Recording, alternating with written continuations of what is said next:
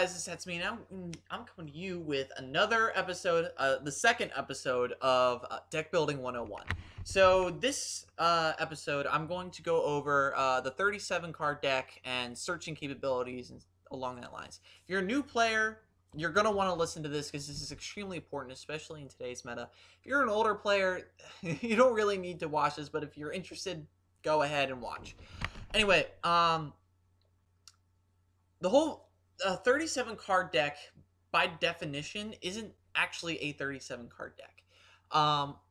Patrick Hoban, one of our former national champions, last year I believe he during the Dragon Ruler format, he introduced a kind of like a new segue into our current meta by using 3 copies of Upstart Goblin last year in his deck.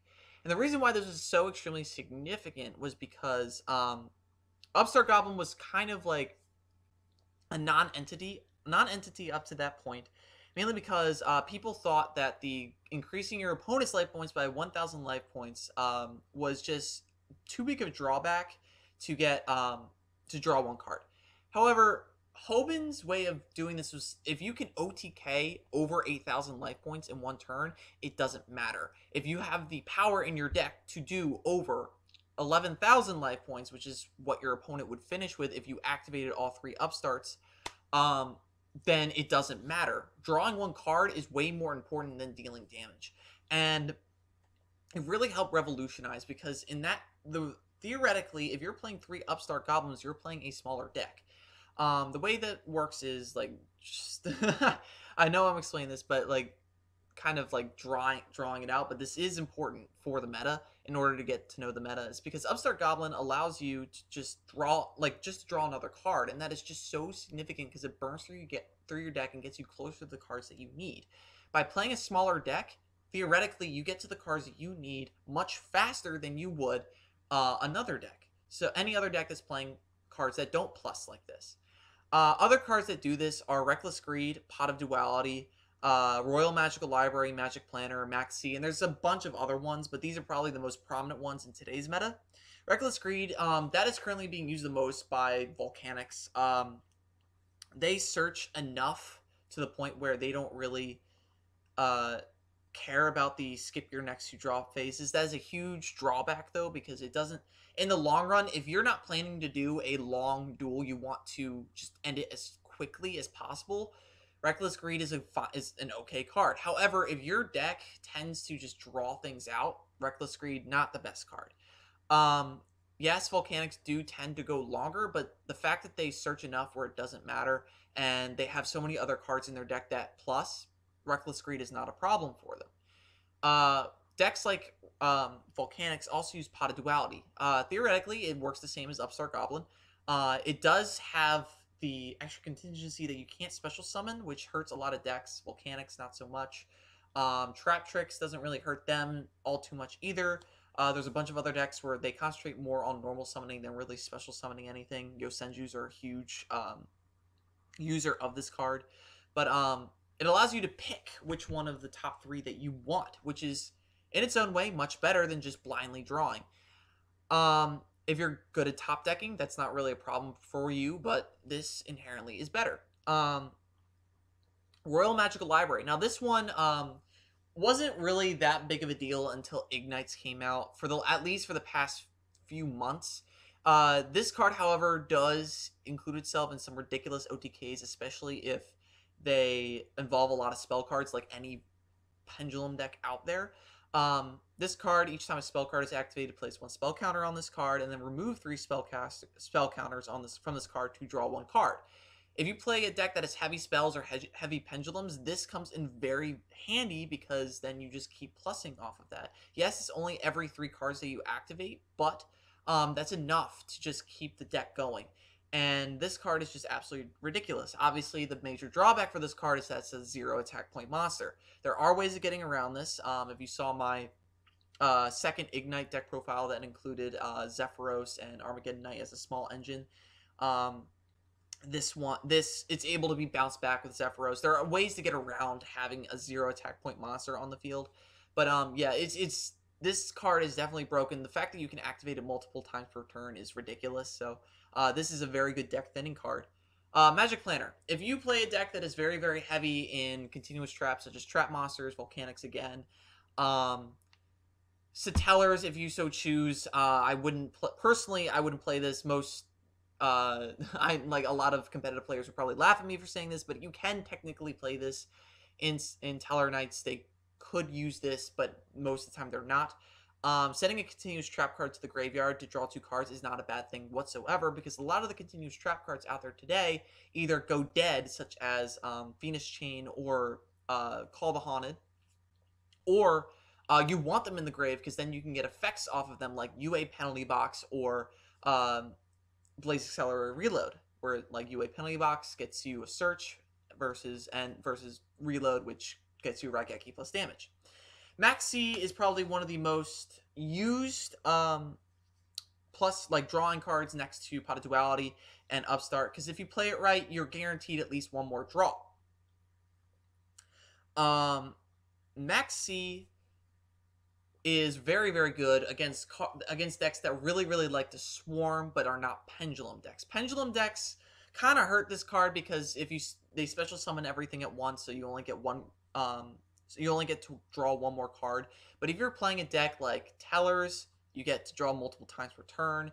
Yang Zings, multiple times per turn. Ritual Beasts, multiple times per turn. Let's see here. You technically you can plus off of this off of Necros, though not so much anymore because they got really hit by the ban list.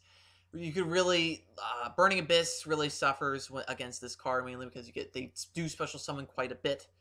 Shaddolls, sorta, not too much. Like they're smart enough to. People who play Shaddol decks are smart enough to play around Max C, so that's neither here or there. Now, the 37 card deck is always great, mainly because you get to draw more cards. However, a lot of people tend to like cards like Reinforcement of the Army. Now that it's coming to me, Summoner's Art. Excuse me, while I look that up for you. Come on. Okay, that's not working. Okay, that's fun. Okay, so my it's not working, but whatever. Summoner's Art is a spell card that lets you search out a level 5 or higher normal monster from your deck. It's used by Cleese. It's now being used by Ignites. Reinforcement of the Army. This was out 1, and I think it may have been banned a long time ago. Correct me if I'm wrong in the comments. Reinforcement of the Army. It lets you add a level 4 lower warrior type monster from your deck to your hand. Rocket lets you add a Blaze Accelerator card from your deck to your hand. Counteracting C. Yes, C's are an archetype now. You can add 1 Earth Insect type monster with 1500 or less attack from your deck to your hand. Ignites. All the Ignites search out all the other Ignites. And Eclipse Wyvern during the Dragon Ruler format and then the Lightsworn Ruler format. If it was sent to the graveyard, you get to banish 1 level 7 or higher light or dark dragon type monster from your deck. If this card is in your graveyard, is banished, you can add the monster banished by this effect to your hand. This was used in a lot of OTKs using Judgment Dragon because it was sent to the graveyard. You kept milling because that's what Lightsworns do. And then you banish it through the Dragon Rulers and then special summon out automatically all 3 Judgment Dragons, and then boom, you clear the field using one of their effects, and then you do 9,000 damage. So Eclipse Wyvern was just absolutely ridiculous. In that format, it got overpowered. The Rulers got hit, which just completely shut down the deck, obviously. Ignites are not going to be hit for a little while, mainly because they just came out. The C's are never going to get hit. Rocket is not going to get hit, obviously. And Rhoda is a possibility to get hit again. I don't think it will. I think at most it'll go down to 1. When Rhoda goes back down to 1, I think we'll get Stratos back. But to be honest, and Stratos kind of does that too. But I don't know why that's not working. But anyway, the whole point of being able to search out a card is that you're searching out the card you want. Pot of Duality does something similar. You have more of a choice, but it's only 3 cards rather than your whole deck. Rhoda, cards like Rhoda really open up your whole deck. If you're playing a deck full of warriors and you're going to search out the warrior that's going to help you the most. If you're playing Summoner's Art, you're going to search out the normal monster that's going to help you out the most. Rocket is a little bit more pointed. It searches you out the playmaker of the deck. Counteracting Sea gets you Maxi, which can plus. Eclipse of Vern got you Judgment Dragon, which was your win condition back during the Lightsworn Rulers format. Ignites help. This helps their own effects. Pendulum effects help their win condition because you just want to get cards into the extra deck as fast as humanly possible, so you can get out number 86 or any other Xyz monster you want. Other cards like Perform Mages search out. I think Perform Pals. Pretty much any archetype is able to search out its own monsters, and that it is such a crucial part because then it helps really speed up the deck. A huge example of being able to search rather than plus, it was rather than just draw, was Necroz before the previous ban list. That deck, just because it had so many resources, it could just banish, and then get more and more cards into its hand. And there was nothing it could do because you could just instantly just search out pretty much any card in the deck. Lavalval Chain before the ban list, it was able to pretty much do the same thing. It could mill, which you could get effects off of. That is in its own way a search. Or it could top deck, which was again another way to search. In a way, thankfully it's banned because now we can't abuse it. But unfortunately, it's also kind of hurts some of the lower tier decks because now they can't top deck as much. Let's see here. Heroics can search out pretty easily. Halberd does that very well. UA's perfect example. They search out very, very easily. They search out through UA Signing Deal, UA Stadium, and they also use Rhoda to their advantage.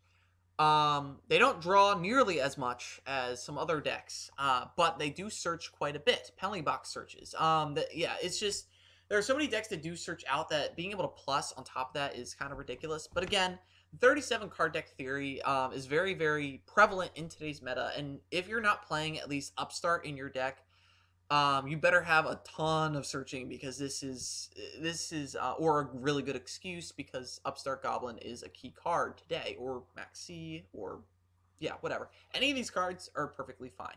So thank you guys for watching this episode of Deck Building 101. Be sure to like, comment, and subscribe, and as always, have a nice day.